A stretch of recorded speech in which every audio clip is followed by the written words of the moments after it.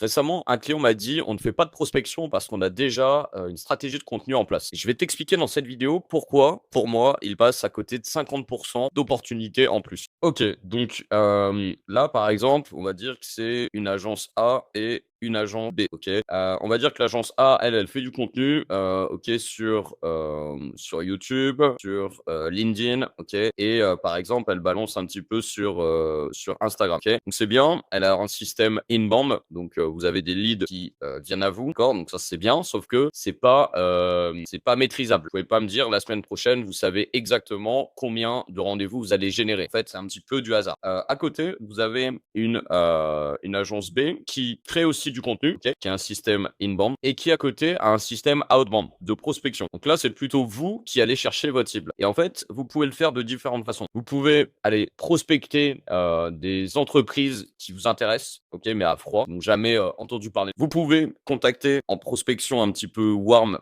tiède, les personnes qui interagissent avec votre contenu et c'est là, en fait, où c'est super intéressant et c'est lié, en fait. Et par exemple, moi, ce que je fais sur, LinkedIn, OK, sur LinkedIn, je peux facilement regarder qui a visité mon profil sur LinkedIn. Je peux, voir qui a interagi avec mes contenus. Je peux voir qui c'est qui s'est inscrit à, par exemple, une conférence en ligne ou, sur un lead magnet et cetera et cetera. Et en fait, ces gens-là, je peux les envoyer dans une séquence de prospection et discuter avec eux. Vous allez voir qu'en faisant ça, vous allez peut-être contacter moins de personnes ici, mais vous allez augmenter votre, taux de conversion, donc votre nombre de rendez-vous. Voilà, pour moi, en fait, c'est pas l'un ou l'autre. Pour moi, les 2 sont liés, pour un rester, un petit peu dans la tête des gens, pour être un peu, top of mind et 2 pour aller chercher des boîtes qui vous intéressent. Parce qu'en fait, vous avez plein d'entreprises qui n'interagissent pas avec le contenu, qui sont un peu une audience, fantôme, mais qui sont ultra rentables et si, en fait, vous faites pas le pas d'aller les contacter, jamais venir à